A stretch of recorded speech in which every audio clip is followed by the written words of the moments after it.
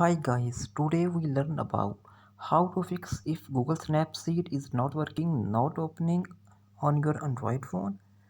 So open settings, click more settings, open app manager.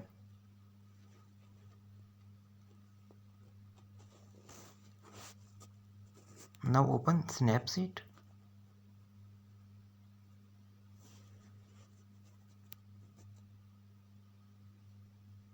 Click permission and allow all the permission.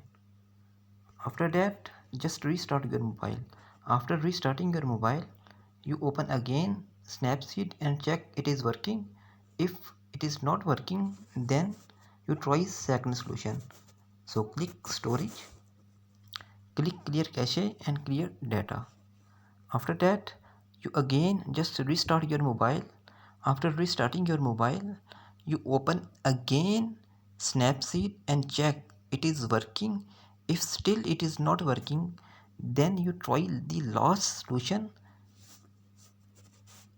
uninstall the Snapseed app. So after uninstalling, you go to the Play Store and reinstall the latest version of Snapseed. So this is how you can solve your problem if Snapseed is not working, not opening on your mobile. So thanks for watching.